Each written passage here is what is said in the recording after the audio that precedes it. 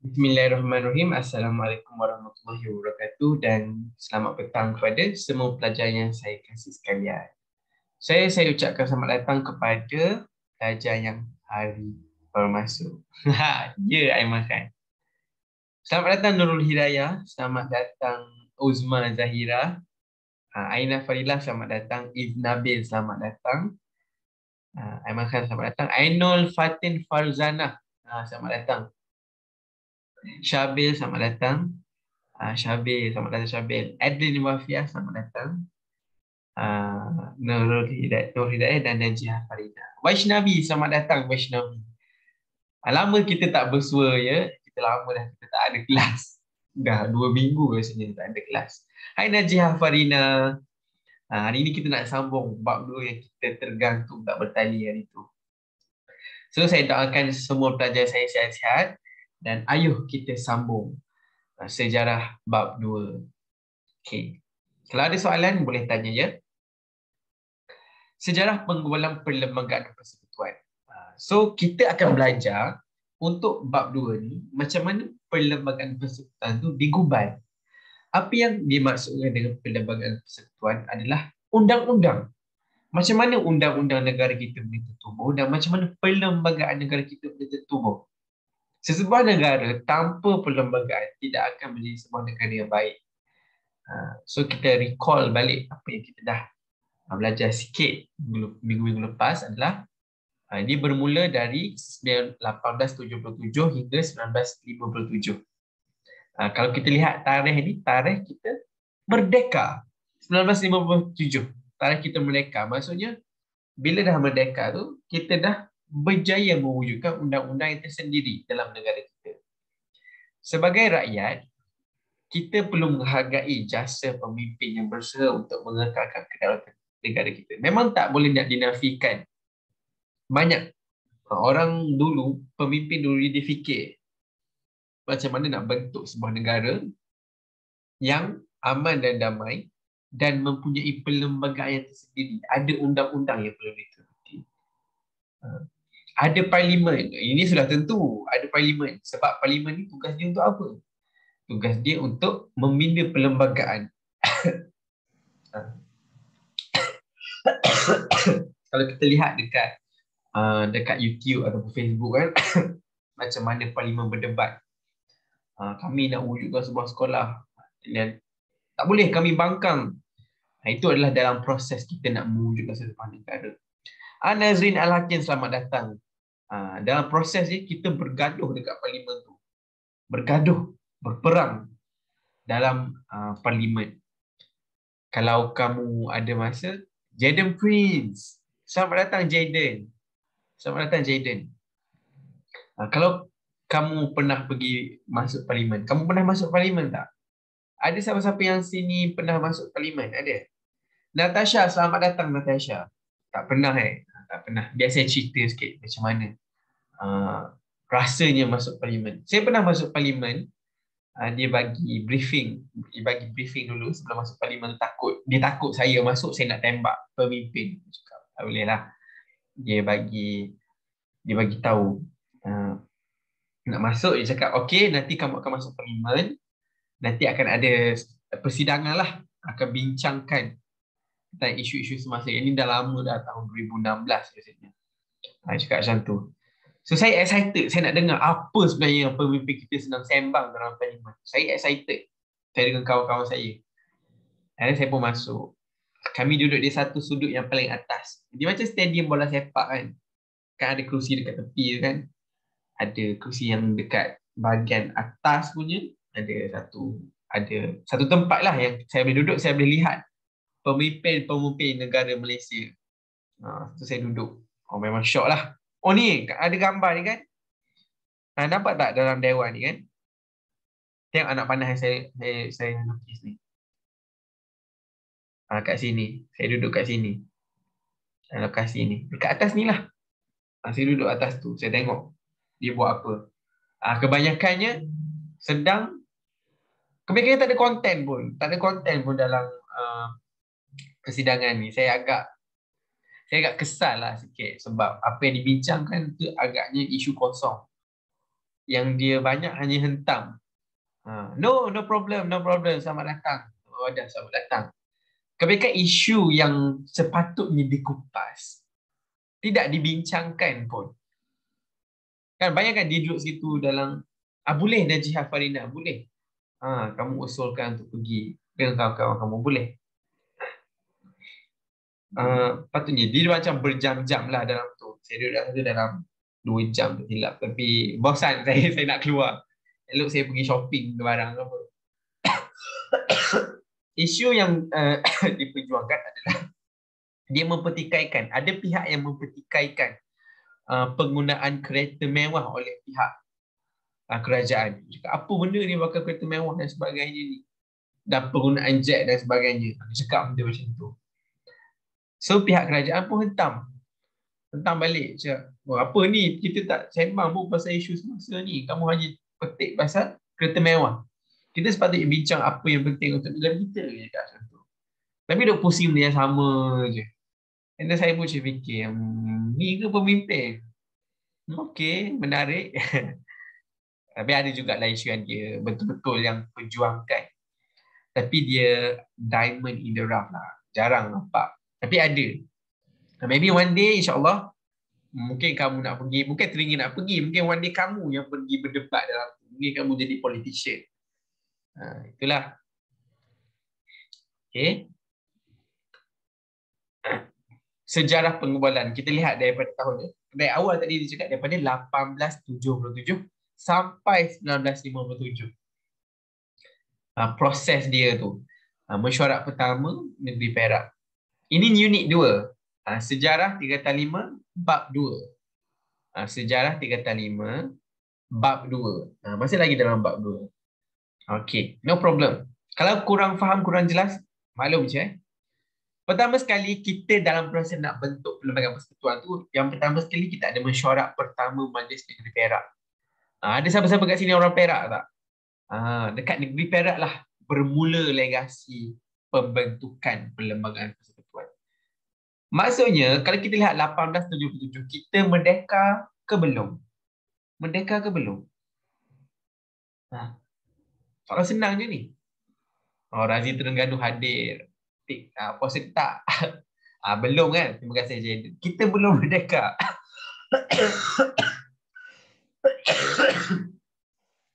Dah jauh sebelum tu kan? Belum merdeka. 1877, jauh lagi. Kita tak ada satu sistem yang cakap teratur untuk mentadbir sesebuah kawasan. Dan ini adalah contoh utama. Yang pertama di Tanah Melayu ada mesyuarat pertama Majlis Negeri Perak. Dekat Perak, Raja Muda Yusof dia wujudkan undang-undang untuk Negeri Perak. Kemudian bila orang dekat Perak buat undang-undang tersendiri, negeri lain pun tengok, hebatlah, Perak ada undang-undang. Macam teratur je, macam lagi sistematik je. And then, kita lihat tahun seterusnya, undang-undang pun digubal, ikutlah negeri Selat, anak-anak sini negeri Selat ya, negeri Melayu Bersekutu dan negeri Melayu Tidak Bersekutu. Negeri Selat, apa contoh negeri Selat? Siapa tahu contoh negeri Selat? Melaka, Singapura, Pulau Pinang. Perform bagus. Terima kasih. Melaka, Singapura dan Pulau Pinang. Itulah negeri-negeri Selat. Kalau negeri-negeri Melayu Bersekutu, apa contoh dia? Apa contoh negeri Melayu Bersekutu? Macam mana nak beza dengan negeri-negeri Melayu Tidak Bersekutu? Siapa boleh jawab?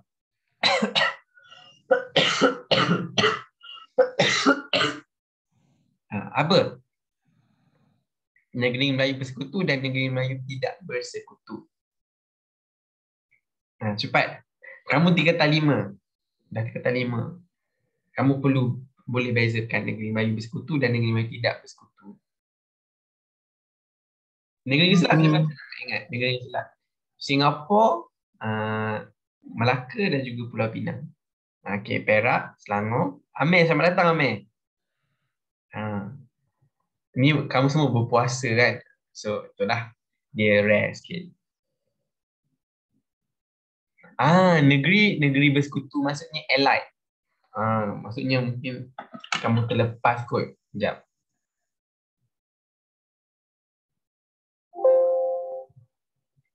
Kita kena recall balik lah. Sebab nanti kalau dah jauh, susah pula. Sebentar.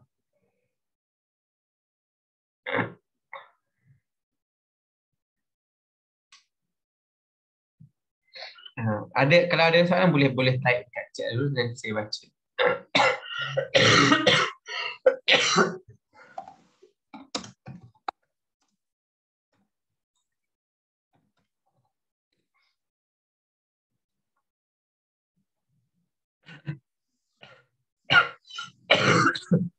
Cikgu. Okay. Tadi Ya. cikgu nak apa ni? Negeri Melayu yang bersekutu atau tak? Yang bersekutu. Pahang, Negeri Sembilan, Perak, Selangor. Pahang, Negeri Sembilan. Perak, Selangor. Hantar dekat chat biar everyone boleh baca. Okay. Terima kasih. Saya nak tengok nama sebenarnya siapa yang jawab tu. So, Negeri Melayu bersekutu.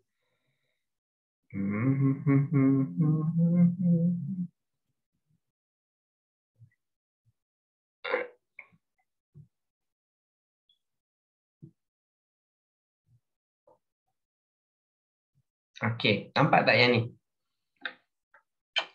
Nampak tak Jaden? Siapa yang jawab tadi? Kasha Rizkin, Balkis, selamat datang. Aisyah, selamat datang. Mana ada seorang student yang jawab tadi, 4 negeri tadi tu. Mana? Saya tunggu, saya nak tengok nama sebenarnya. Siapa yang jawab tadi? Aina Fadilah Aina Fadilah ke yang jawab, yang buka audio tadi? Terima kasih Aina Fadilah. Sama-sama. So kita nak lihat negeri Melayu bersekutu dulu. Negeri-negeri Melayu bersekutu. Bila kita nampak bersekutu, kalau kita translate dalam bahasa Inggeris, maksudnya dia allied. Allied maksudnya bergabung.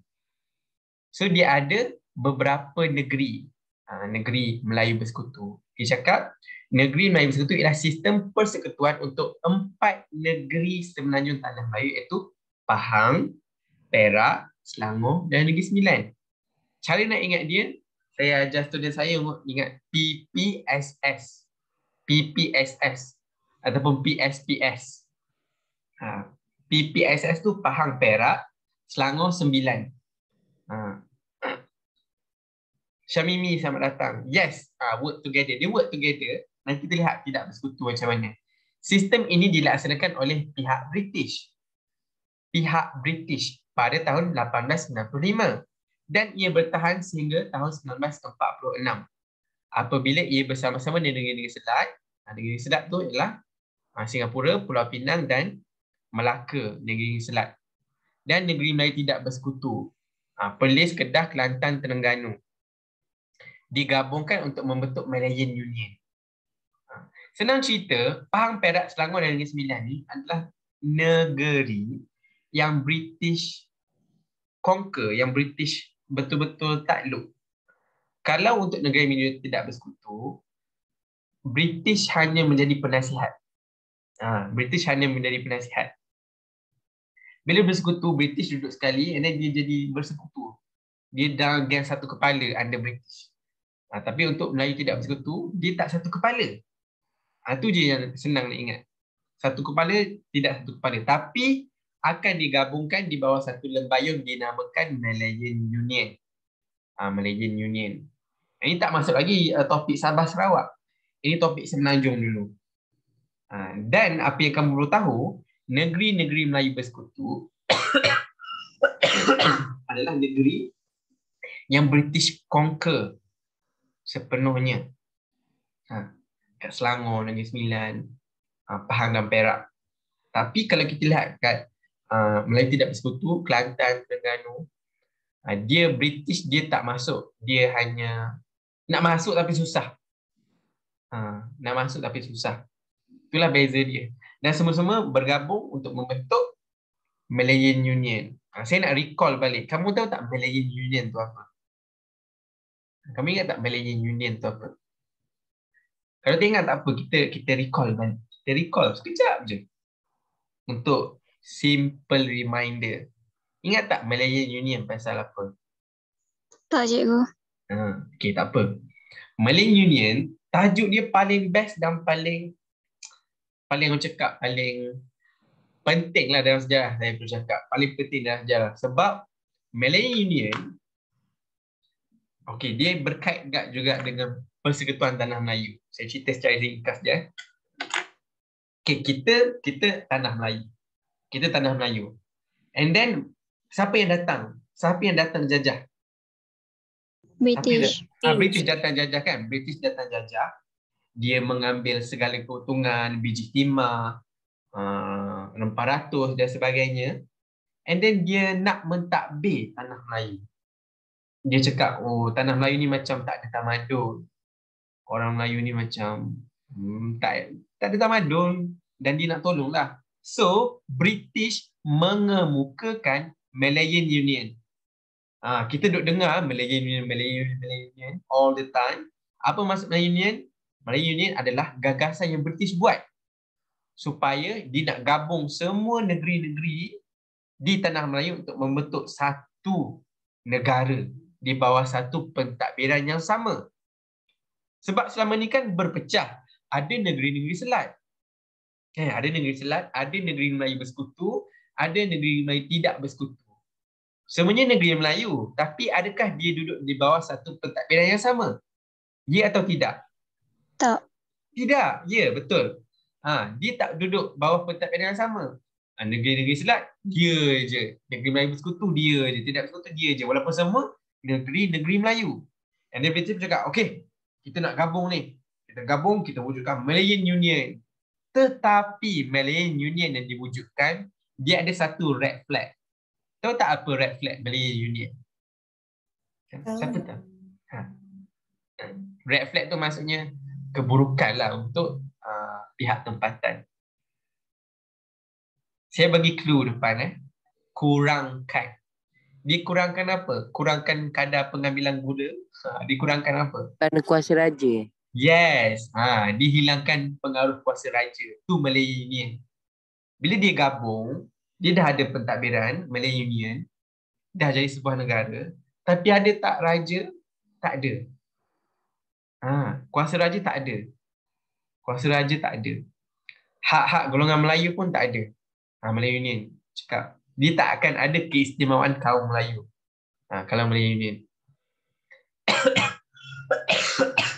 And then, ada satu yang tentang Malayan Union. Apa yang tentang Malayan Union? Ada satu. 3 huruf sahaja. Apa badan yang digunakan untuk menentang Malayan Union? UMNO? Bukan. Kesha dah jawab. PTM. Persekutuan Tanah Melayu. PTM. Persekutuan Tanah Melayu. 1948. Nampak? Ada dekat slide ni. Oh my god. Dah hilang dah saya.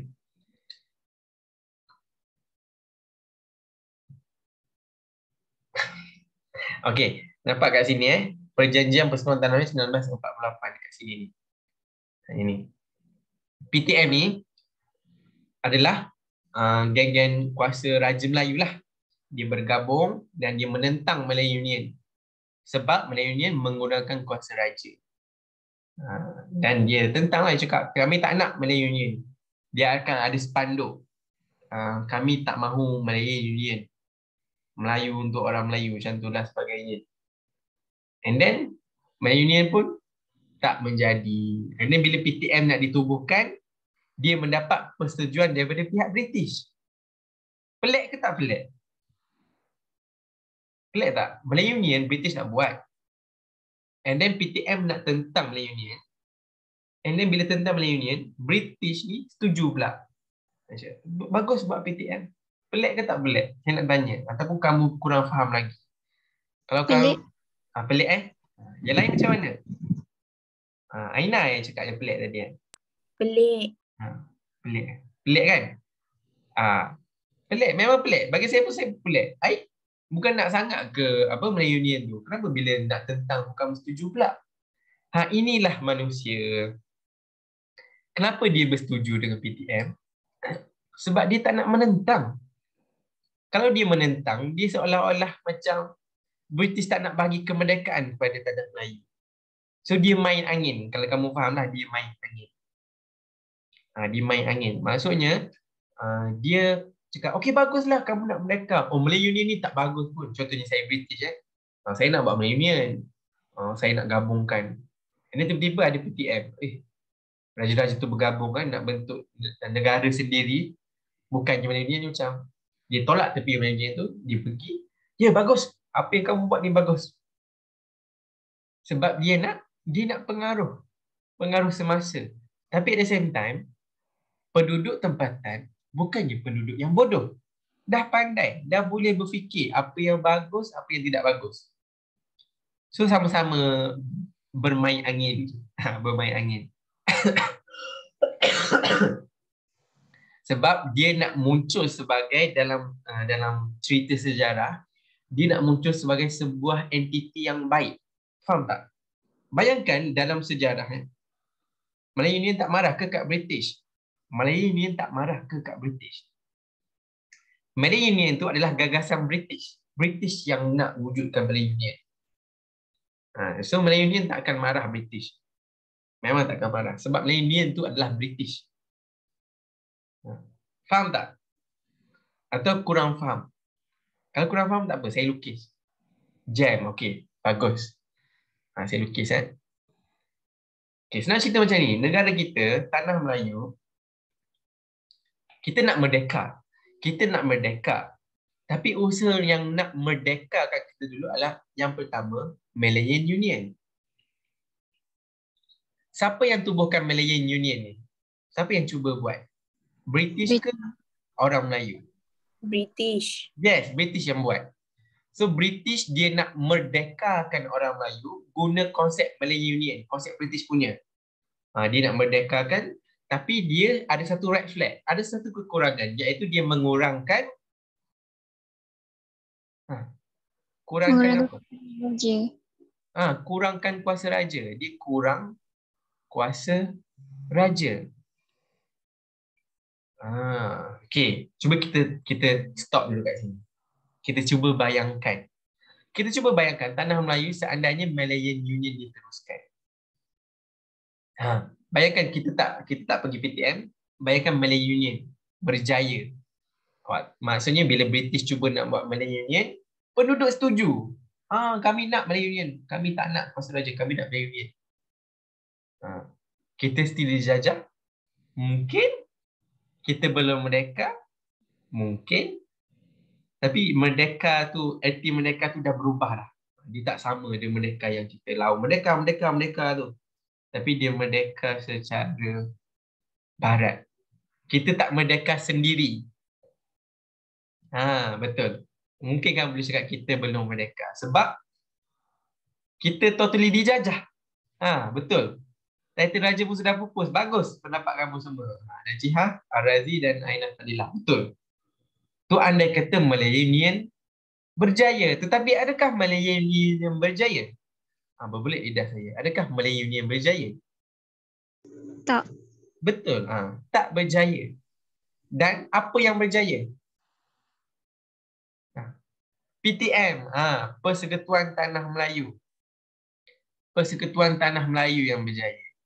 Kan kamu saya tahu konsep sejarah ni memang orang ingat. Malaysia sebelum disebut Malaysia disebut apa? Tanah Melayu. Tanah Melayu tu disebut daripada apa? Daripada ni lah.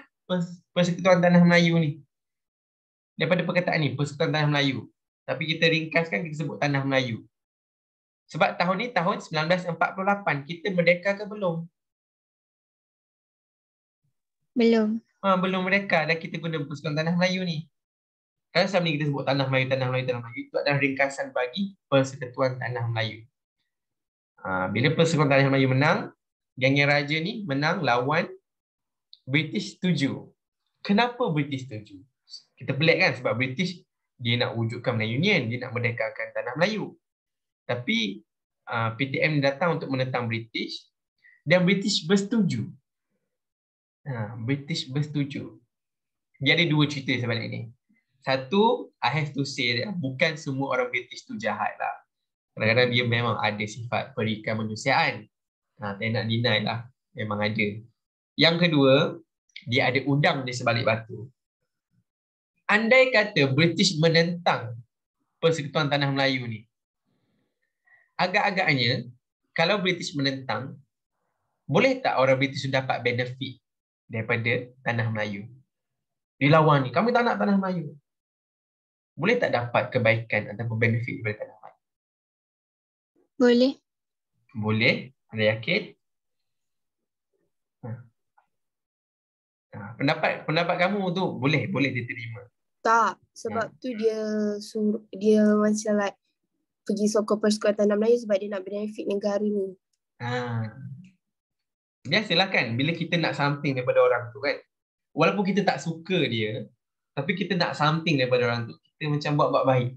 Betul lah kamu cakap tu, betul. Betul-betul kamu cakap tu. Dan dia dapat benefit macam tu. Maksudnya, dia buat baik dan dia bersetuju penubuhan Persekutuan Tanah Melayu itu sebab dia masih lagi nak mengaut keuntungan. Dia masih lagi nak biji timah, dia masih lagi nak rempah ratus. Andai kata dia menentang, memang Tanah Melayu akan blok British terus. Blok terus British. Buat apa kita perlukan British? Dan kita akan lihat nanti lagi berdalam, bila British setuju Persekutuan Tanah Melayu diwujudkan, tapi adakah kita boleh lari daripada British? Adakah kita boleh lari dari British? Tak boleh. Kita tak boleh lari dari British. Melayu Union memang dah gagal. Bila British setuju penubuhan Persekutuan Tanah Melayu, faham tak maksud di sebaliknya? British bersetuju penubuhan Persekutuan Tanah Melayu. Maksud di sebaliknya, kenapa kita nak merdeka tapi kita masih perlukan pendapat ataupun persetujuan daripada British? Faham tak maksud saya? Faham tak maksud saya? Faham. Kenapa kita perlukan validation daripada British? Why? Kita nak merdeka kan? Nak merdeka lah, nak wujudkan Persekutuan Tanah Melayu lah. Itu tiba-tiba British cakap, okey betul, saya setuju. Macam, lantak kau lah nak setuju ke tak setuju. Aku nak merdeka, aku boleh merdeka je. Kenapa kita perlukan persetujuan daripada British? Menunjukkan British tu mempunyai kuasa terhadap kita. Kita nak wujudkan sebuah negara dan dapat persetujuan British. Menunjukkan British mempunyai kuasa dalam segala pemilihan undang-undang kita. Kita akan dapat lihat selepas ini Persekutuan Tanah Melayu. Kita nak wujudkan parlimen. Parlimen model daripada negara mana? Negara Zimbabwe ke? Negara Afrika ke? Negara British. Ada sistem ahli kan? Melatih orang untuk mentadbir. Orang British. Dipandang oleh British.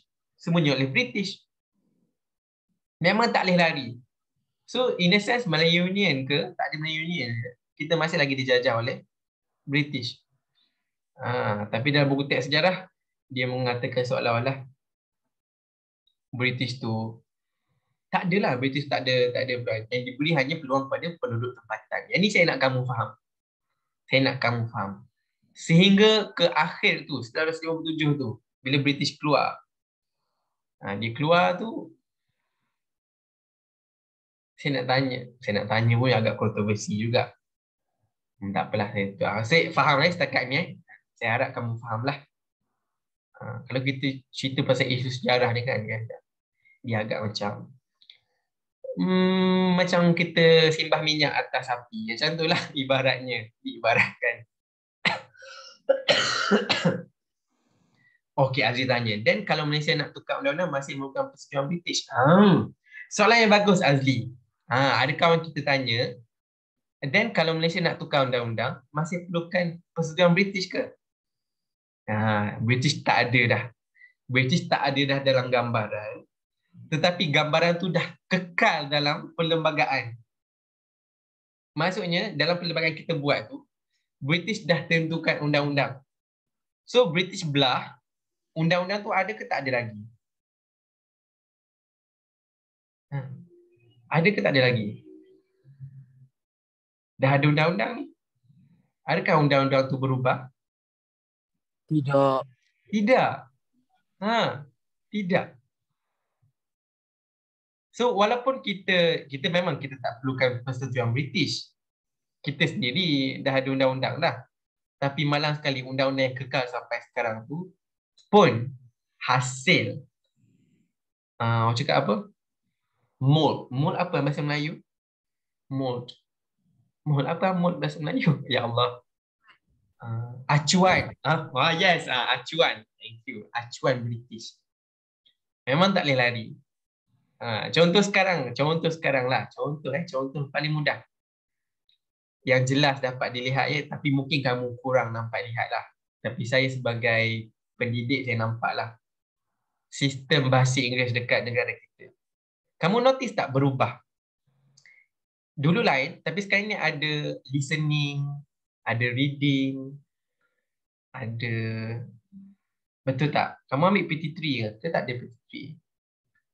Dia ada 4 tu kan? Selama ni mana ada? Selama ni belajar sistem British dah. Memang sistem British dah.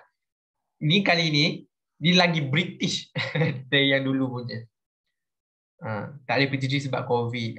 Tapi kamu tahulah kan, yang sistem bahasa Inggeris tu dah berubah. Ada listening. Kamu perlu dengar. Ada reading. Ini kalau kamu notice buku teks past textbook kamu, ataupun buku teks bahasa Inggeris, kalau kita belet, gambaran konten dalam buku teks tu tak ada langsung yang menggambarkan environment negara Malaysia. Tak ada. Kalau ada, kamu bagi tahu saya. Kalau ada, kamu bagi tahu saya. Tapi sepanjang yang saya belet, yang ada buku bahasa Inggeris, buku teks bahasa Inggeris. Yang saya belet pasal Ireland. Pasal Ireland. Kenapa kita nak belajar pasal apa? Pasal makhluk bunian Ireland. Ada buku teks apa? Ada makanan cikgu. Makanan okey lah. Tapi satu portion yang kecil saja. Makanan apa tu? Buku teks tingkatan berapa? Saya nak tengok balik. Yang ada kepercayaan dekat Ireland punya, yang ada yang clover tu warna hijau tu. Burger ke? Pasal burger ke? Burger dekat Malaysia. Pasal dia kutip emas dekat pelangi. Macam kenapa kita perlu belajar benda tu kan? Dalam bahasa Inggeris, kita perlu belajar pasal makhluk bunian yang duduk kat pelangi, keluar duit ciling emas. Ting ting ting ting ting ting. Itu satu. Yang kedua, highway. Highway 88. Juga dalam buku teks bahasa Inggeris. Contoh senang, karakter lah. Karakter. Nama Rachel. Nama Matthew. Semuanya Mak Saleh. Yang tu saya tak puas hati dalam bahasa Inggeris buku teks. Kita sepatutnya belajar bahasa Inggeris berorientasikan penduduk kita. Satu Malaysia, budaya kita. Ramai mana yang tak tahu pasal Pesta Keamatan? Kamu tahu Pesta Keamatan? Tak. Tak kan? Gawai. Inilah perayaan Malaysia. Tapi kita pun tak tahu macam mana perayaan tu. Bukan. Di pasal highway. Pasal highway kat Texas. Kenapa kita perlu belajar highway dekat negara luar kan? Negara mereka. Sedangkan kita ada highway LPT kita. Lagi bagus kalau kita belajar macam tu. Tapi inilah contoh politik. Politik dalam pendidikan. Banyak isu nak kupas sebenarnya. Kalau saya cerita memang banyak. Sambung lah, kita sambung. Menjauh pula saya berbincang ni. So itulah. Kalau Melayu Union berjaya ke, tak berjaya ke, masih lagi sama. Tapi yang bezanya adalah kuasa raja. Kita berjaya mengembalikan kuasa raja. Ni model Westminster ni. Saya cakap tadi model barat. Model Westminster. Model Westminster ni kekal sampai sekarang. Memang tak berubah dah. So British dah keluar, kita dah merdeka, tapi kita ikut apa yang British bawa. Itulah apa maksud kemerdekaan bagi kamu. Itu terpulang. Dia tak ada solid answer. Dia berubah mengikut individu. Okey, 5 perkara terma rujukan PTM 1997. Okey, faham tak? Kalau kurang faham, maklum maklum. Banyak kita cover topik pusing-pusing, lek-lek, pergi sini balik. Okey, Perlembagaan Persekutuan Tanah Melayu 1957 memandangkan negara kita mempunyai asas sistem perundangan bertulis, maka hal ini banyak membantu Malaysia mengubah sebuah perlembagaan bertulis. Perlembagaan bertulis. 1. Kerajaan persekutuan yang kukuh. Stabil lah, kukuh kerajaan persekutuan ni, memang tak goyah. Kedua, menjamin kedudukan Raja-Raja Melayu. Menjamin kedudukan Raja-Raja Melayu. Sebab PTM. PTM yang menentang Melayu Union tadi, Melayu Union yang mengurangkan kuasa raja tadi, kalau PTM dia mengembalikan kedudukan raja. Hence, menjamin kedudukan raja. Yang ketiga, menjamin kedudukan istimewa orang Melayu dan kepentingan sah kaum lain. Ni. Keistimewaan orang Melayu dan kepentingan sah kaum lain.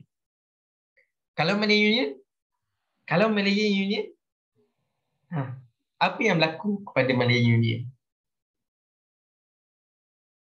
Saya nak tanya kamu semua. Kalau PTM menjamin kedudukan istimewa orang Melayu dan kepentingan sah kaum lain, kalau Melayu Union, dia buat apa kepada kaum lain dan juga orang Melayu?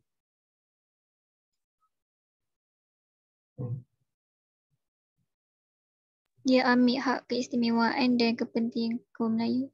Kaum Melayu. Maksudnya sama je lah.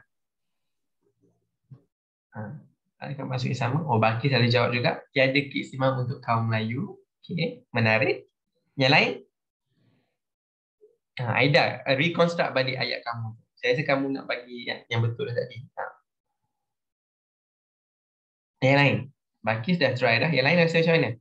Melayu Union, dia buat apa kepada kaum-kaum lain? Apa cikgu? Dia cikgu dah semula soalan. Okey, soalan saya, sekarang ni kan kita belajar Persekutuan Tanah Melayu. Persekutuan Melayu, poin yang ketiga dia cakap PTM ni menjamin kedudukan istimewa orang Melayu dan kepentingan sah kaum lain. Tapi kalau Melayu Union yang tadi yang PTM tentang ni, apa yang dibuat kepada kaum lain? Dia buat macam mana? Adakah sama? Sebaliknya kot. Maksudnya keistimewaan kaum lain dan kepentingan orang Melayu macam tu. Ida Nabil. Yang warga negara tu untuk pendatang asing tu. Yang warga negara untuk pendatang asing tu. Boleh. Tapi ini jauh sikit kan Syah. Dia jauh dah sikit. Saya bagi tahu ya. Saya bagi tahu. Kalau Melayu Union, dia tak akan ada keistimewaan untuk kaum Melayu. Jawapan Bakis tadi. Dia tak ada keistimewaan kepada kaum Melayu. Dan dia tak ada kepentingan sah kaum lain. Maksudnya apa? Maksudnya apa? Bila tak ada keistimewaan orang Melayu dan tak ada kepentingan sah kaum lain. Dia nak kepentingan pada pihak British saja. Okey, boleh terima. Yang lain? Cuba fikir adik. Nabil pun dah hampir tu. Banyakkan kepada kaum lain, bukan. Sikit lagi. Ini banyak. Tapi ada satu yang kamu semua tak ada seorang lagi yang sebut.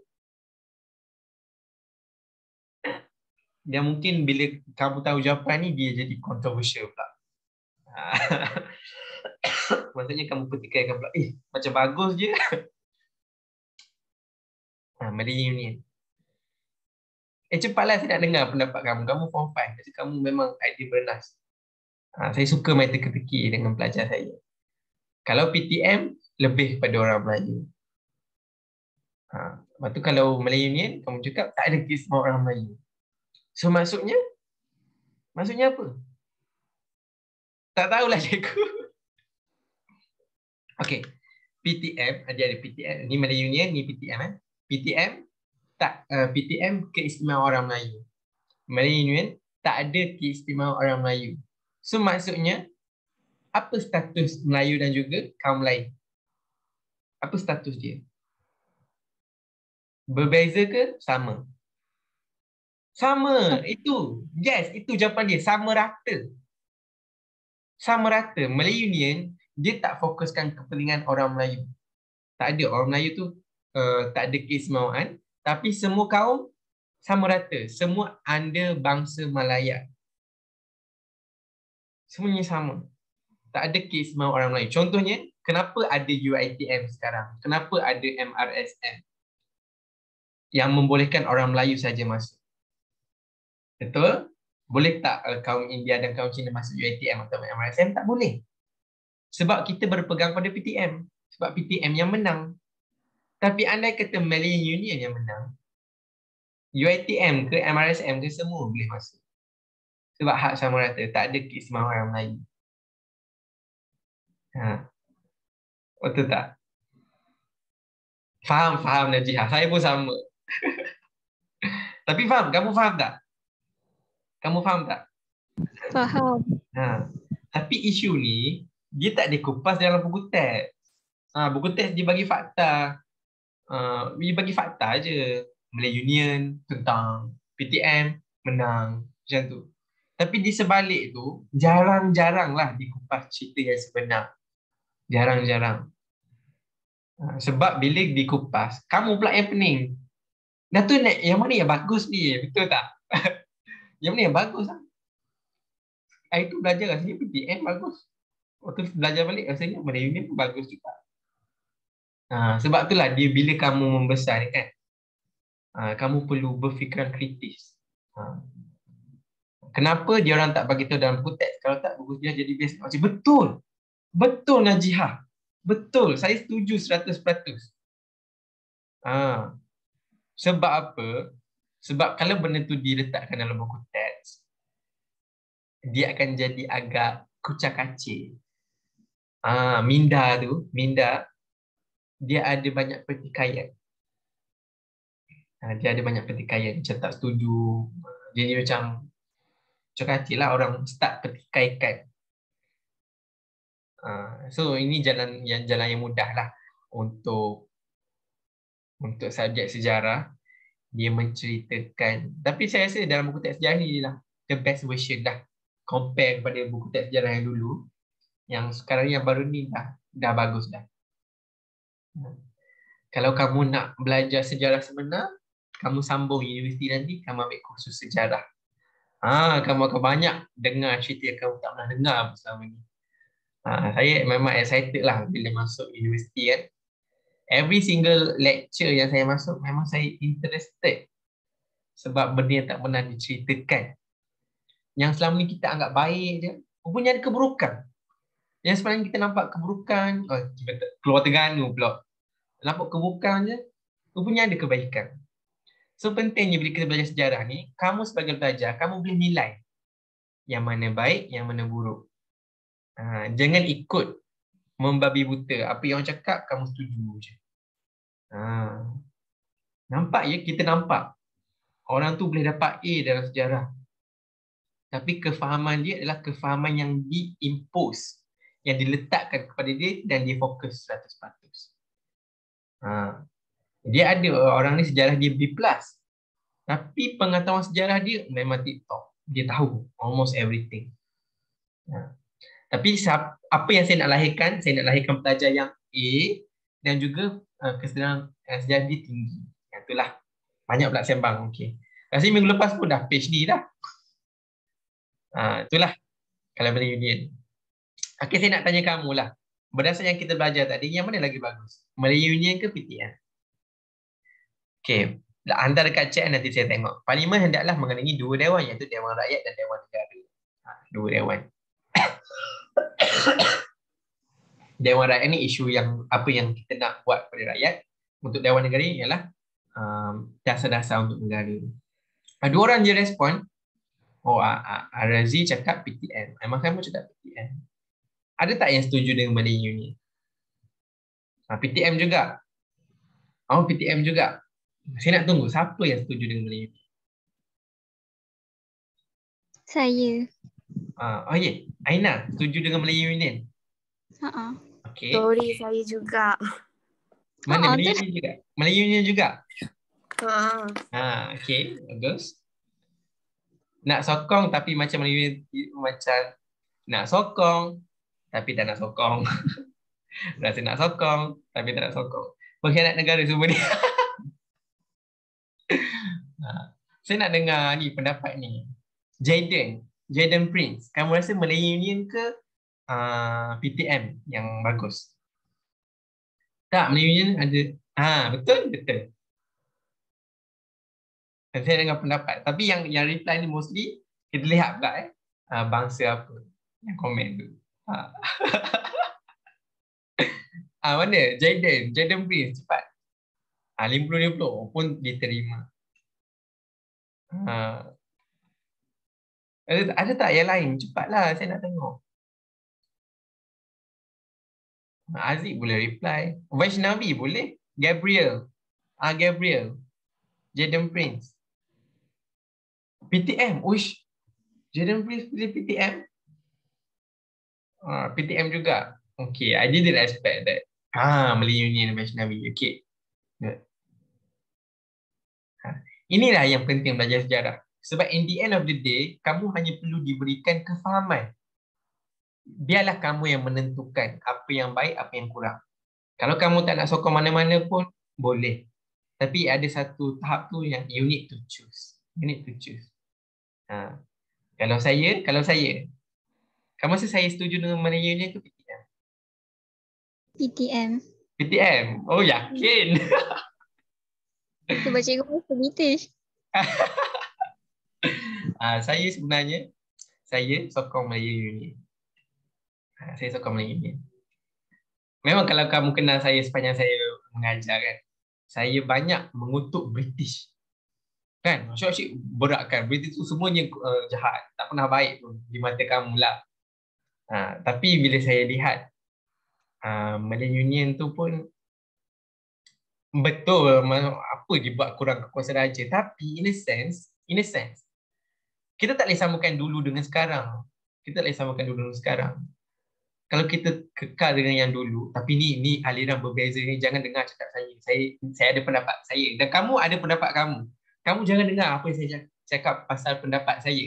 Apa yang saya ajar sejarah ni kamu boleh dengar, tapi pendapat saya kamu tapislah balik. Saya rasa kalau kita PTM, kita kekal dengan PTM, tapi kita menganjurkan panjang pula cerita nanti. Tak apalah. Okey, sambung.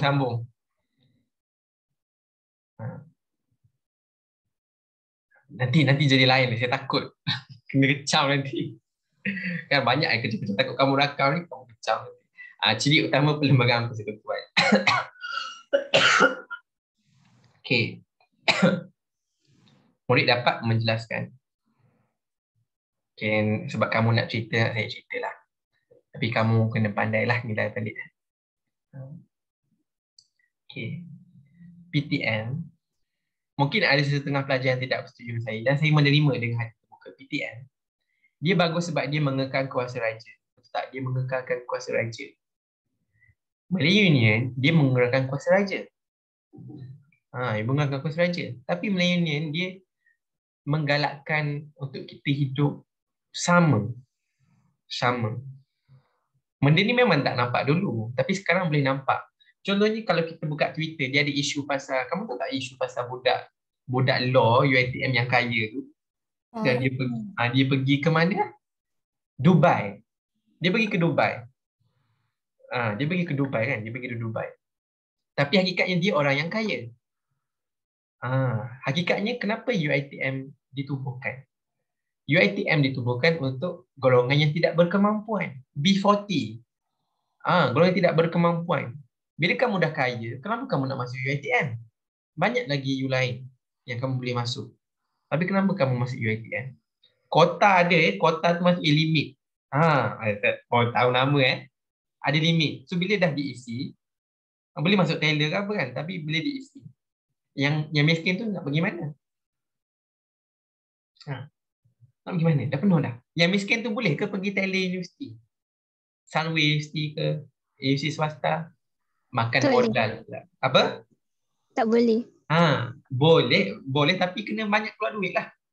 So senang cerita cakap tak boleh lah. Betul tak boleh. Itu kaum Melayu pun dah ditindas. Bagaimana dengan kaum Cina dan India yang perform? Yang dapat straight A. Tapi nak masuk universiti awam pun tak boleh. Sebab dah penuh. Dia ada kota. Nak masuk UiTM, nak apply UiTM pun tak boleh.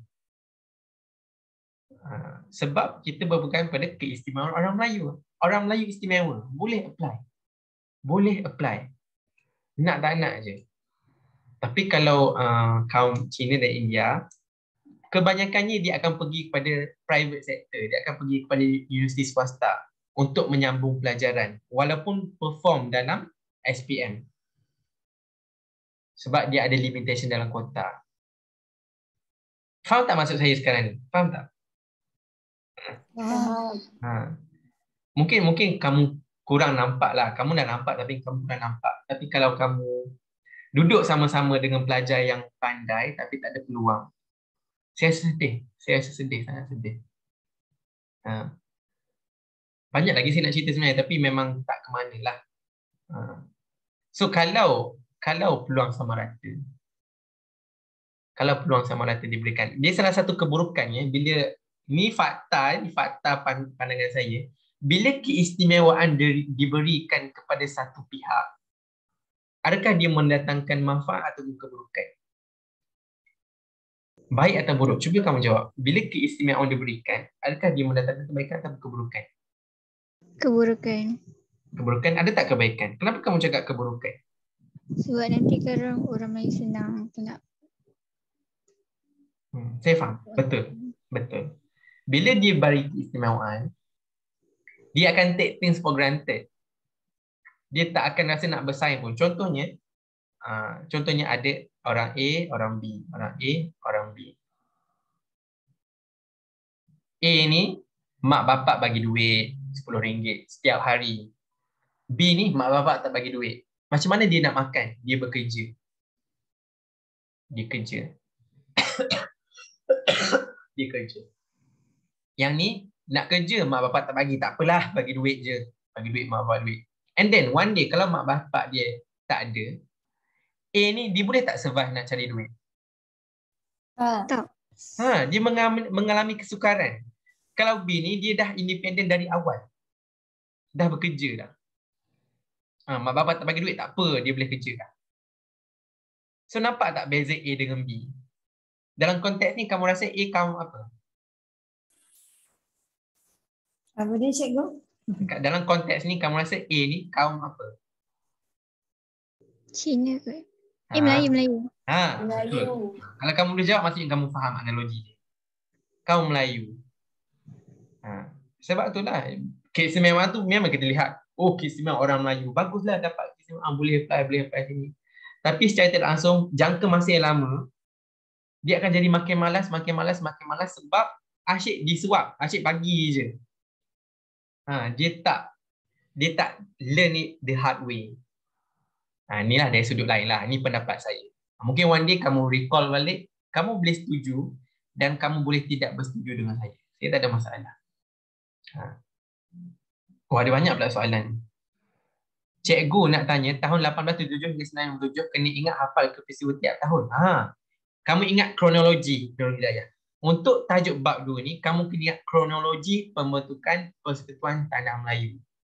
1877, negeri Perak kan start meeting dengan raja. Kemudian raja-raja negeri-negeri Selat, negeri Melayu bersekutu, negeri tidak bersekutu.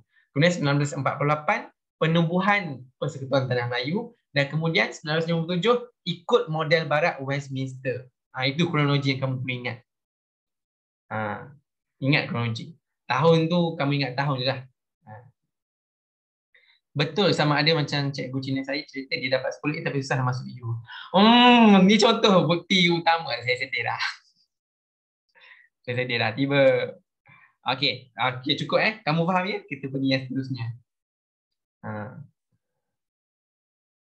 Kadang-kadang kita tak faham sebab kita ni ditakdirkan lahir bangsa yang berbeza.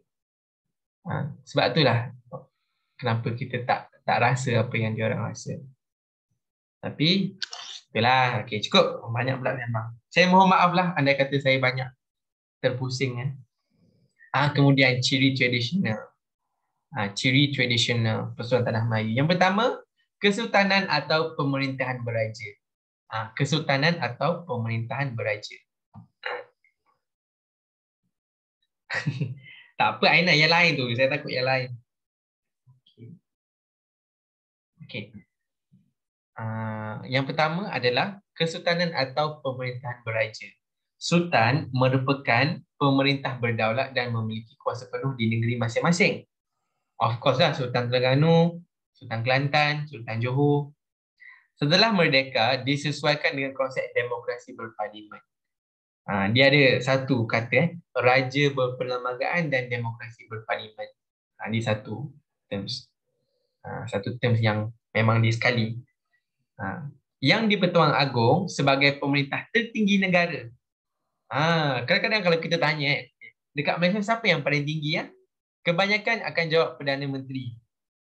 Kebanyakan akan jawab Perdana Menteri. Tapi saya yakin dan percaya student kelas saya ni akan jawab yang di-Pertuan Agong. Yang di-Pertuan Agong paling tinggi bawah dia siapa? Barulah Perdana Menteri. And then bawah Perdana Menteri barulah ada menteri-menteri yang lain.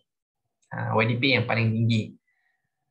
Pangkat negeri, peringkat negeri, raja merupakan ketua negeri. Betul. Sebab tu kamu notice tak kadang-kadang ada negeri dia cuti kadang-kadang. Contohnya hari Isnin dia cuti. Sebab dekat negeri dia hari keputeraan baginda. Kan hari birthday sultan dan sebagainya. So dia cuti. Sebab dia ketua negeri. Bila dia ketua negeri, dia rasa nak cuti, dia cuti lah. Dia nak, aku nak, ni birthday aku, semua rakyat aku cuti. Contohnya bangsa Johor. Ada siapa-siapa kat sini duduk kat Johor? Saya. Syabil lah. Duduk kat mana Aina? Saya Johor Bahru. Kat mana tu? Kat mana? Johor Bahru. Dato' An. Saya ada kat Bukit Indah. Iskandar Puteri, Bukit Indah. Sekarang ni saya bangsa Johor ya. Tiba. Kalau Johor kan dia ada benda-benda dia akan cuti exclusively untuk negeri itu sahaja. Sebab Sultan Johor adalah ketua negeri. Syabil pun orang Johor. Syabil mana Syabil? Keluarlah. Syabil orang Skudai rasanya. Kan? Cikgu nombor 1, poin nombor 2 saya kurang faham. Okey, untuk Sultan ni ke? Untuk Sultan ni ke? Hidayah? Ya, cikgu. Okey. Dia cakap Sultan merupakan pemerintah berdaulat dan memiliki kuasa penuh di negeri masing-masing. Sultan pemerintah berdaulat. Maksudnya Sultan tu paling tinggi. Daulat tu maksudnya paling tinggi. Dan memiliki kuasa penuh di negeri masing-masing. Contohnya lah, contoh. Bila waktu solat Jumaat, kamu tak solat Jumaat. Saya ceritalah solat Jumaat. Lelaki mengalami nama dia ni. Kalau dekat Terengganu, contoh Terengganu, setiap kali solat Jumaat, ataupun setiap kali hari raya Aidilfitri ke hari Adha ke, dia ada utusan Sultan negeri itu.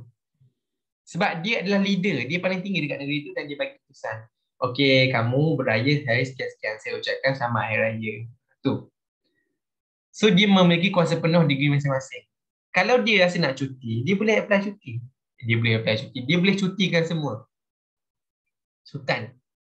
Kalau dia menyambut hari hari panggil apa? Coronation bahasa Melayu apa? Pertabalan. Pertabalan contohnya putera dia kan, cik lagi besar sikit dah nak dinaikkan tahta dah. Apa ada majlis semua cuti. Tu menunjukkan sebab dia pemerintah yang paling tinggi. Itu poin yang pertama. Dia boleh buat macam-macam dekat negeri masing-masing. Itu yang satu. Yang kedua, setelah merdeka disesuaikan dengan konsep demokrasi berparlimen. Mungkin yang ni yang kamu confuse. Yang satu kamu dah faham Senang je yang satu. Satu dah faham? Hidayah? Kurang faham. Okey. Yang dua, dia cakap setelah merdeka disesuaikan dengan konsep demokrasi berparlimen. Maksudnya, sebelum merdeka, ada tak demokrasi berparlimen? Saya tanya kamu semua. Ada. Tak ada. Jangan risau. Sebelum merdeka, kita tak ada parlimen lagi semuanya tak ada lagi demokrasi. Tapi ada sultan dan raja. Demokrasi berparlimen tak ada. Tapi kenapa dia cakap setelah merdeka disesuaikan dengan demokrasi berparlimen? Demokrasi berparlimen ni wujud bila? Dia ada slide tadi. Tapi saya lalu macam tu je. Tapi kalau kamu boleh jawab, memang kamu perlu lah. Cuba bagi satu tarikh. 1950. 1967. 1957. Model barat Westminster tu. Yang ni.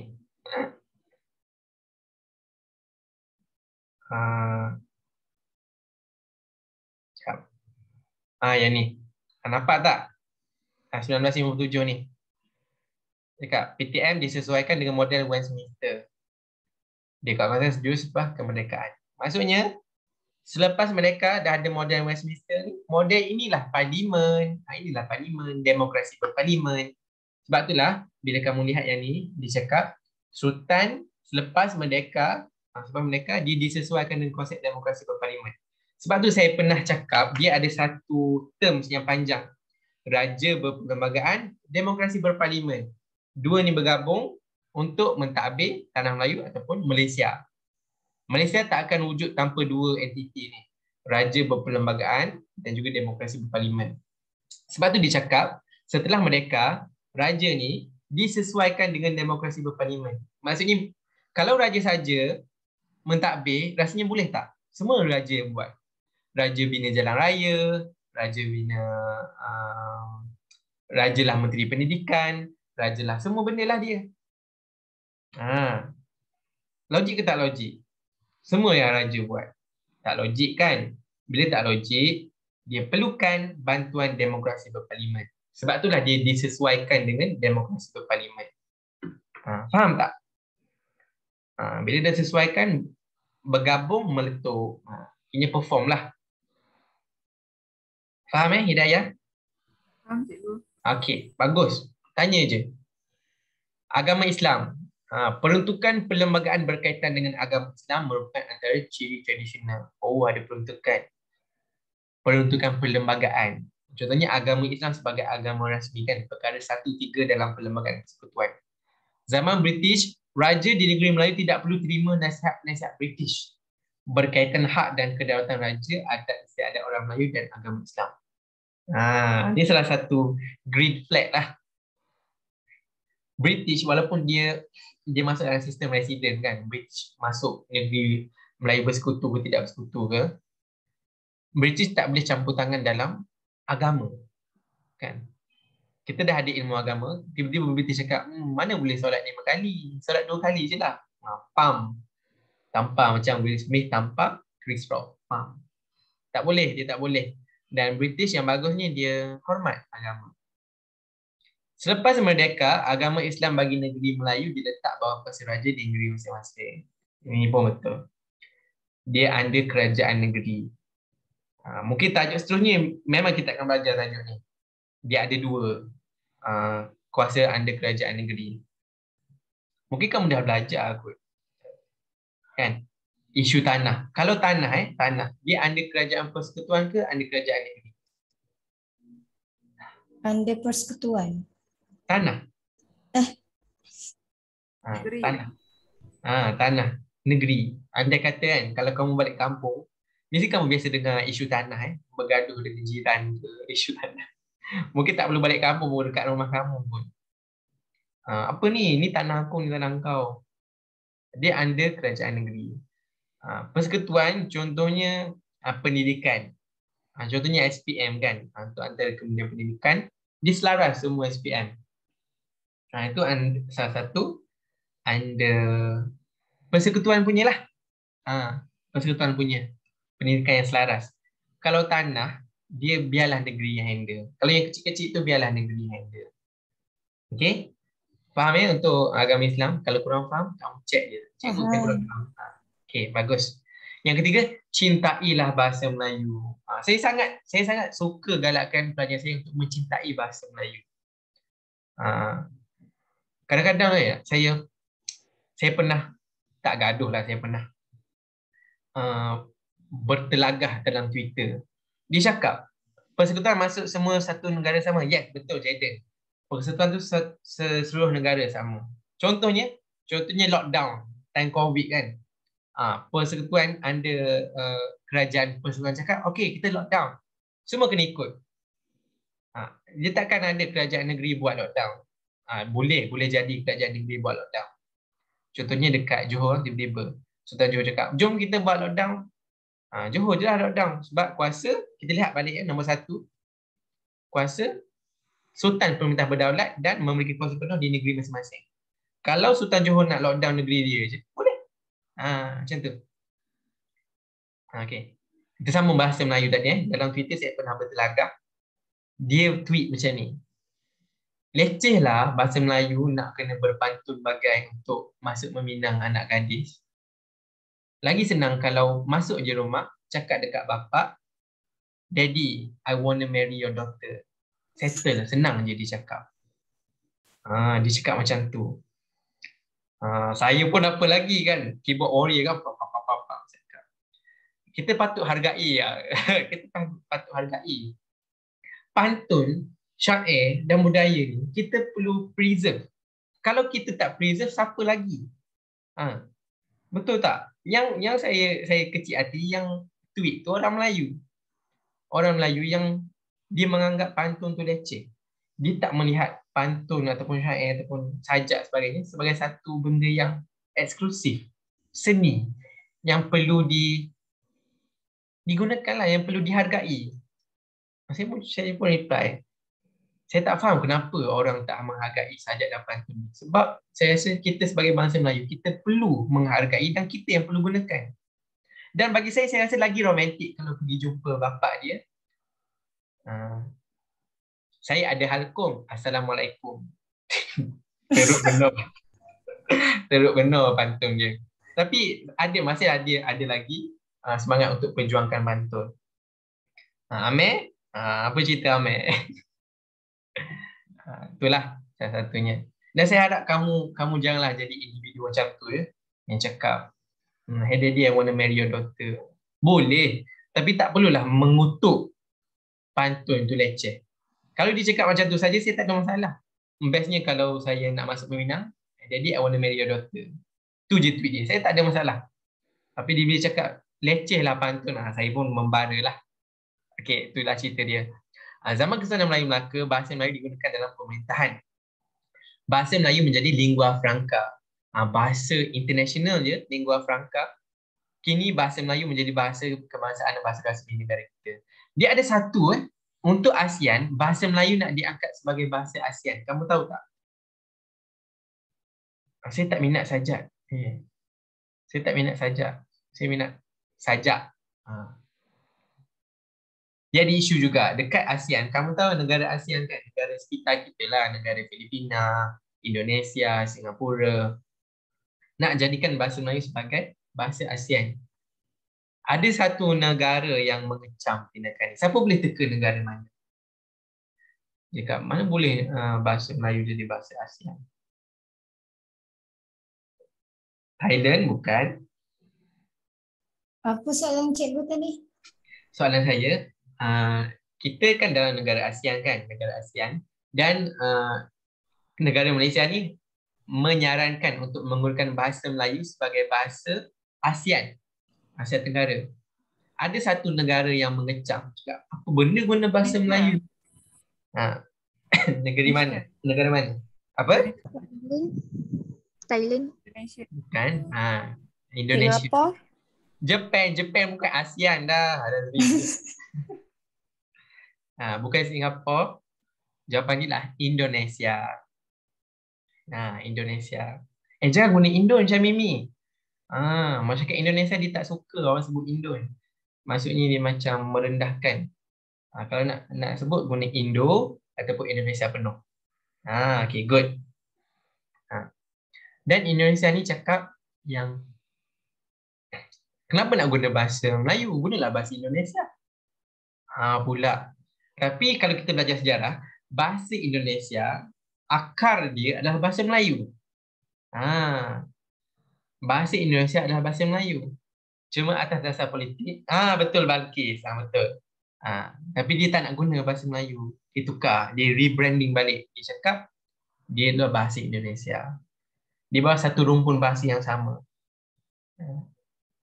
Yes, lebih kurang je, faham je. Tapi penutur dia lebih ramai lah. Sebab Indonesia kan negara besar kan. Okay, itulah untuk bahasa. Kini bahasa Melayu menjadi bahasa kebangsaan dan bahasa rasmi di negara kita. Make sure even though you are fluent in English, you talk in English every single time, make sure kamu perlu mahir berkomunikasi dalam bahasa Melayu. Especially orang Melayu lah. Kalau orang Melayu tak boleh cakap bahasa Melayu, kenapa? Kena belajar bahasa Melayu. Saya lagi gemar kalau ada non-Malay yang mahir berbahasa Melayu. Dia memang jadi center of attention lah. I cannot, yelah tu. Sebab tu orang Malaysia faham bahasa Indonesia. Kalau kutuk, betul? Betul. Kedudukan orang Melayu dan Bumiputera. Sebelum merdeka, kedudukan orang Melayu dan Bumiputera adalah di bawah kuasa raja dan ketua pribumi. Apabila merdeka, Yang di-Pertuan Agong diberi tanggungjawab memelihara kedudukan Isma orang Melayu, Bumiputera Sarawak dan Sabah serta kepentingan sah kaum lain. PTM ni bagus juga. Sebab dia menjaga kepentingan sah kaum lain. Walaupun dia ada backlash dia jugalah, tapi sebenarnya dia dah banyak bertoleransi. Kita tak deny hak kaum lain. Malah kita bagi kepentingan pula kepada kaum lain. Betul. Bayangkan, dia orang boleh ada sekolah mereka sendiri. SJKC, SJKT. Betul tak? Sekolah Jenis Kebahasaan Cina, Sekolah Jenis Kebahasaan Tamil. Oh, kamu tengok tak dekat Twitter? Saya tengok hari ini yang viral. Kamu tengok tak? Tengok. Yang gaduh tu kan? Antara 3 kaum. Banyak betul lah perkara yang berlaku 2-3 minggu ni. Tertinggal, nanti kamu boleh tengok. Gaduh dekat sekolah. Gaduh dekat sekolah. Antara kaum Cina, antara kaum Melayu dan kaum India. Yang rakam tu kaum Cina.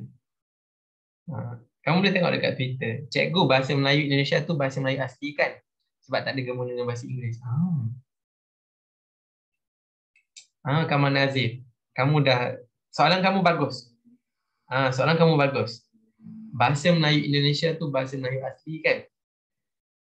Boleh dikatakan sebab tak ada gabungan dengan bahasa Inggeris. Tu dari sudut bahasa. Dari sudut bahasa, yang kita perlu faham, bahasa tu dia perlu dikembangkan. Dia perlu dikembangkan. Dan bahasa Melayu dekat Malaysia ni, kita kembangkan. Maksudnya kita guna bahasa Inggeris. Kita guna bahasa Inggeris. Contohnya, transformasi. Daripada perkataan transformation. Tapi ada je maksudnya perubahan. Tapi sebab kita nak preserve bahasa Melayu tu, kita guna bahasa lain juga. So in a sense dia tak pure. Dia tak pure Malay, tapi dia yang bahasa yang boleh berkembang. Saya rasa bahasa ni perlu dikembangkan. Dia tak perlu stay di takut yang lama. Sebab kita sentiasa ada ilmu baru dan juga perkataan baru. Contohnya COVID kan, COVID. Ada ke COVID zaman Kesultanan Melayu Melaka panggil Al-Covid. Al-Covid. Contohnya Al-Covid tak ada kan, tapi baru nak diwujudkan. Okey, bagus Kamal Nazif. Itulah. Kamu berbuka pukul berapa hari ni? Bagi Sabah dan Sarawak dia awal lah baru buka. Ni ciri moden tak? Tadi tradisional. 7.22. Oh, lambat. Oh, saya tak tahu pula tu Syamimi. Nanti saya nak tengok balik. 7.13 Johor. Ya, hidup JDT. Okey, ni ciri moden tak? Tadi kita dah lihat ciri moden, ciri tradisional, sekarang ciri moden. Kerajaan persekutuan. Yang kita cakap tadi lah kerajaan persekutuan. Perkara utama disebut dalam perlembagaan persekutuan termasuklah mewujudkan satu sistem kerajaan persekutuan. Laporan Suruhanjaya Perlembagaan Persekutuan Tanah Melayu menyarankan kerajaan persekutuan dan kerajaan negeri diberi kuasa dalam bidang tertentu. Yang nampak beza tadi. Nampak ni, kerajaan persekutuan dan kerajaan negeri. Dua entiti yang berbeza. Dia perlu dibahagikan. Oh, memanglah Syamimi. Memang polis kena masuk. Apabila Malaysia dibentuk, Sarawak dan Sabah diberi beberapa autonomi. Apa yang dimaksudkan dengan autonomi? Saya rasa saya pernah terangkan. Oh, jangan N. Apa maksud autonomi? Apa maksud autonomi? Kuasa, kuasa apa? Kuasa Kuasa sendiri. Yes, pandai. Kuasa sendiri, itulah autonomi. Autonomi kan automatik kan. Sendiri. Sendiri boleh takbir. Apa Malaysia dibentuk Sarawak dan Sabah diberi berapa autonomi. Maksudnya Malaysia terbentuk bila? Tahun bila Malaysia terbentuk? 1963. Malaysia dibentuk. Kita merdeka 1997. Apa maksud bila Malaysia dibentuk? Siapa yang masuk? Siapa yang masuk tahun 1963 ni? Sabah Sarawak. Sabah Sarawak. Okay, good. Terima kasih. Sabah Sarawak. Bukan Singapura, Sabah Sarawak masuk. Bila Sabah Sarawak masuk Malaysia, Malaysia dah ada sistem sendiri ya. Malaysia dah ada sistem sendiri. Dan Sabah Sarawak dia tak ikut sistem Malaysia. Dia diberi kuasa autonomi. Kuasa sendiri. Dia sendiri yang takbir. At the same time, dia masih lagi duduk di bawah kerajaan persekutuan dan juga kerajaan negeri. Ada siapa-siapa kat sini orang Sabah atau orang Sarawak? Komen sikit. Ada kot hari tu kelas mana entah. Saya nak tanya, kamu semua tahu PMB kan? Jangan tipu lah macam ni. PMB tahu kan? Tenaga Nasional Berhad. Yang membekalkan semua tenaga elektrik di semenanjung Malaysia. Itu TMB ya. Dia ada satu isu, satu Malaysia black out dulu. Tak ada lampu. Gelap gelita. Sebab ada something wrong dengan tenaga tu. Kalau dekat Sabah Sarawak, dia tak ada TMB. Dia ada nama lain. Apa entah. Saya nak tanya, saya terlupa. Ya, Ahmad Jafni. Betul. Saya setuju. Saya kenal. Sistem demokrasi berparlimen. Ingat ya, dia satu term yang panjang. Raja berperlembagaan dan demokrasi berparlimen. Perlembagaan Persekutuan peruntukan sistem demokrasi di Malaysia. Sistem demokrasi di Malaysia. Maksudnya kita pilih pemimpin kita kan. Demokrasi. Demokrasi berparlimen. Setiap kali pilihan raya, kita undi, menang, dialah yang membentuk parlimen. Asas kepada demokrasi ialah pilihan raya umum pada tahun 1955. Tujuan utama pilihan raya memberikan kebebasan kepada rakyat memilih wakil pemimpin dan menubuhkan kerajaan. Itulah demokrasi. The choice is in our hand untuk pilih pemimpin. Syarat mengundi perlu umur berapa? 18 tahun ke atas. Bagus. Kalau kita lihat dalam buku teks, dia cakap 21 21. Ni yang dulu punya. Sekarang kita dah guna dasar yang baru dan dah diluluskan. Syarat mengundi dah turun pada 18. So dalam exam, kalau kamu jawab 21, salah. Kamu perlu jawab 18. Walaupun dalam buku teks cakap umur 21. Nampak? Sebab ilmu tu dan juga undang-undang tu sentiasa berubah. Dia tak stay yang sama. Leceh jugalah in a sense kan. Tapi apa? Kalau jawab 18 tahun ke atas boleh kan? Boleh? Kalau jawab 18 tahun ke bawah, salah. Kalau cakap 18 tahun setepat-tepatnya, janganlah cakap 18 tahun ke atas. Jawab 21. Sebab dulu saya memang biasa pertikaikan, okey umur 18 ke 21. Ramai yang cakap 18. Saya cakap mana 21. Tapi dah berubah kan, saya tak jadi confusing lah. Tapi saya yakin kamu semua boleh ingat. 18.5. Suruhanjaya pilihan raya ditubuhkan bagi menentukan pilihan raya dijalankan dengan adil. Ni SPR. SPR kan. Yang kalau kamu nampak gambar tu, gambar letak kertas dalam kotak undi tu. SPR. Kalau kamu jadi volunteer, kamu jadi sukarela SPR, kamu boleh duit tau. Mungkin ada mak ayah kamu penjawat awam yang bekerja kerajaan, mungkin cikgu atau sebagainya, yang pernah menjadi tenaga yang membantu pilihan raya. Mesti ada. Dapat duit kan, dapat komisen. Kemudian kewarganegaraan Cina moden dia. Kewarganegaraan persekutuan diperkenalkan pada tahun 1948. Melalui perjanjian persekutuan Tanah Melayu. Sebelum itu, tidak terdapat satu kewarganegaraan yang sama bagi seluruh negara. Maksudnya apa? Tidak terdapat satu kewarganegaraan yang sama bagi seluruh negara. Dia cakap kat sini, kewarganegaraan persekutuan diperkenalkan pada tahun 1948. Maksudnya sebelum 1948, tak ada kewarganegaraan yang sama. Tak ada kewarganegaraan yang sama. Maksudnya, dekat Tanah Melayu, bukan semua adalah warga negara. Faham Maksudnya sebelum 1948, bukan semua yang duduk di Tanah Melayu merupakan warga negara. Maksudnya merujuklah Melayu, Cina, India. Kalau tak didaftarkan, kamu bukan warga negara. Itu sebelum 1948. Kemudian rakyat dikategorikan sebagai rakyat raja dan terdapat penduduk yang dapat kerajaan British sekiranya lahir di Melaka atau Pulau Pinang. Kalau kita lihat Melaka dan Pulau Pinang, dia adalah negeri-negeri apa? Apa dia? Negeri-negeri selat. Melaka atau Pulau Pinang. Melaka atau Pulau Pinang ni adalah negeri-negeri selat. Satu lagi adalah Singapura kan, tapi Singapura dah keluar dah. Dah move on dah, bukan dah. So dia diberikan kerakyatan British. Itulah negeri-negeri selat. Kerakyatan British. Sebab British dikira dia dah jajah negeri-negeri selat. Itu beza dia dengan negeri Melayu bersekutu dan tidak bersekutu. Itu beza dia. Selat totally conquered by British. Kalau bersekutu, dia conquered mostly oleh British, tapi dia itulah bergabunglah stick together, tapi tidak bagi negeri lain tidak bersekutu. Tak sangat. Apa tak sangat tu? Apa tak sangat Aiman kan? Okey, kemerdekaan Tanah Melayu dan pembentukan Malaysia melahirkan taraf kewarganegaraan yang sama kepada rakyatnya.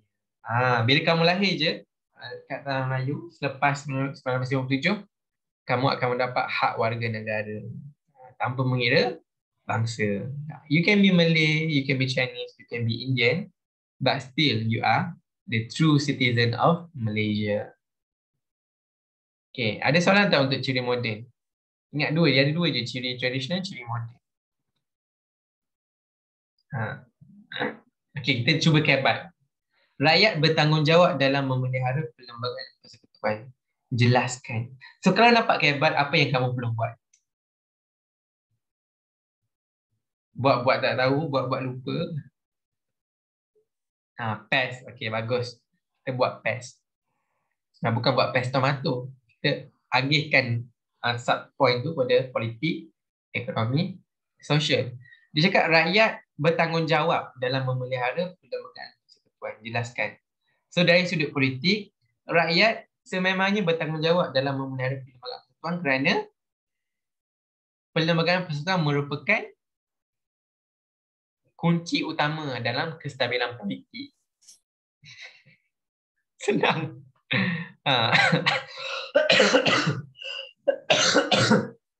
Ingat tak 5 prinsip rukun negara? Ingat tak? Kena ingat. Kamu dah form 5, kamu kena ingat. Ingat kepercayaan kepada Tuhan, kesetiaan kepada raja dan negara, keluhuran perlembagaan. Nampak? Kamu boleh jawab juga. Kedaulatan undang-undang, kesepadan dan kesusilaan kan? Okay. Keluhuran perlembagaan ni. Untuk jawapan kamu boleh cakap rakyat bertanggungjawab dalam memelihara perlembagaan persekutuan. Sebagai contoh, jelas dapat dilihat dalam rukun negara yang ketiga. Keluhuran perlembagaan menunjukkan perlembagaan sepatutnya menjadi satu entiti yang sangat suci dan perlu dikekalkan. Dan rakyat seharusnya mengikut perlembagaan dan bertanggungjawab untuk memelihara supaya negara kekal aman, sejahtera dan maju di masa akan datang. Nampak? Bila kita dah tahu politik, ekonomi, sosial, kita tahu rukun negara. Kalau kamu nak improve lagi, kamu boleh ingat juga wawasan 2020. Wawasan 2020.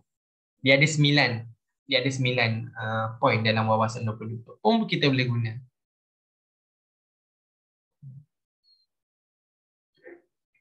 Okey. Mungkin kamu dah nak berbuka kan? Berapa dah? 1 minit. Okey. So macam mana pergi sekolah? Happy tak? Dah start buka sekolah kan? Selama ni online je, pisang kat rumah. Dah pergi sekolah. Happy tak jumpa kawan-kawan? Mungkin dah berubah kan? Kawan-kawan lelaki dah start ada jambang, ada misai semua tak ada. Semangat SPN, Alhamdulillah. Happy tapi homework dia banyak. Normal lah. Ngantuk. Faham? Dah biasa juga rumah dengan online. Best tapi itulah beg berat. Betul beg. Cikgu tak baik. Cikgu tak baik. Cikgu pressure. Cikgu saya keluar dulu, abang marah. Ya ke? Okay, boleh. So all the best. Alhamdulillah. Saya tidur 3 jam je semalam sebab nak siapkan homework. Jangan terlalu push diri sendiri. Cikgu selalu marah. Tak apa. Biasanya marah tu kan, in the end dia berjaya lah. Kamu akan berjaya. Apa maksud kedaulatan? Daulat, T tu tinggi. Kedaulatan bermaksud yang tertinggi. Kuasa tertinggi. Yes, kuasa tertinggi. Itulah maksud kedaulatan. Kuasa tertinggi.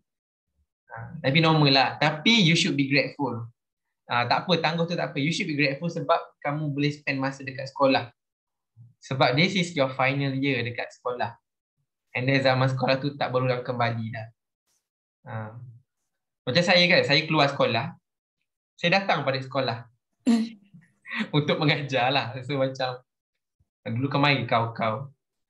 Tapi saya cakap enjoy. Enjoy your life as a student. Jangan terlalu stres dengan bebanan kerja. Sebab dia akan take a toll on your mind, on your mental health. Maksudnya kamu akan stres. Kamu tak perlu stres. Kamu perlu enjoy dalam belajar. Kamu jangan stres. Kalau kamu rasa nak tidur, kamu tidur je lah. Tak siap kerja, tak apa. Tak ada motivation, tak apa. Tak ada motivation, tak apa.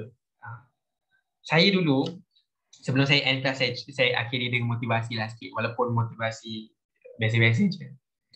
Saya dapat motivasi bila saya dengar lagu. Lagu ni.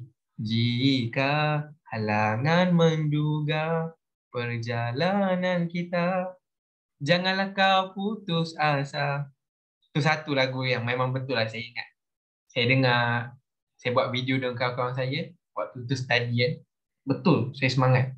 Dan kadang-kadang saya type dekat YouTube. Pelajar cemerlang nangis peluk mak ayah. Kamu cuba type. Mungkin next class saya cuba tunjuk kepada kamu semua. Kadang-kadang kita berjaya ni bukan kita nak berjaya pada diri sendiri. Kita nak tunjuk kepada mak ayah kita. Sebab ialah pengorbanan mereka kan, bekerja siang malam, memberikan kasih sayang kepada kita. The least we can do as a daughter or as a son is to give something back. Bagi balik, repay them. Contoh, saya bukannya pelajar yang pintar dulu. Saya bukan pelajar yang pandai dekat sekolah. SPM saya biasa-biasa je. Dan saya sambung belajar.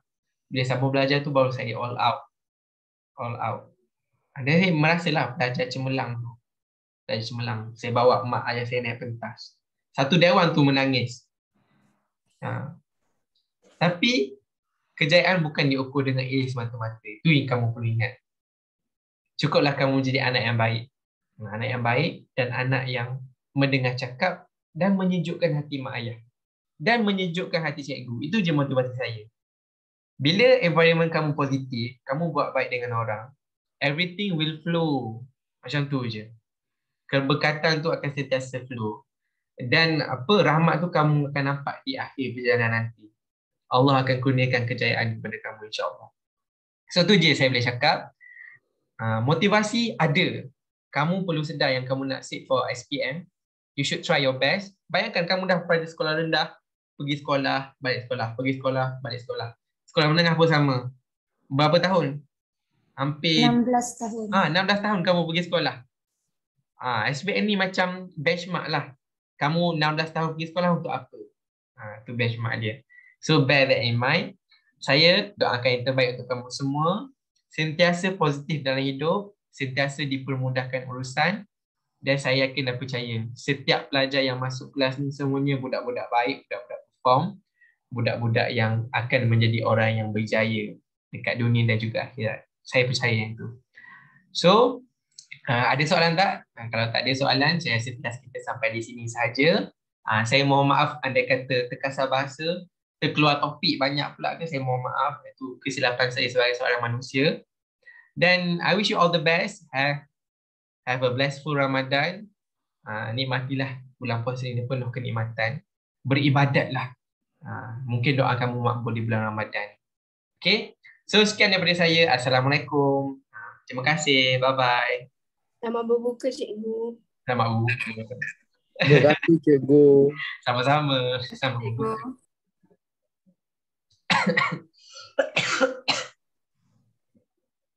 Baik.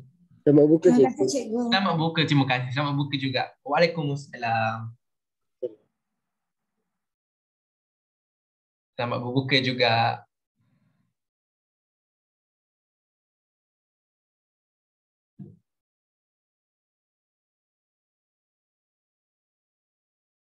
Banyak pula saya makan masa. Mawadah. Selamat berbuka Mawadah. Assalamualaikum.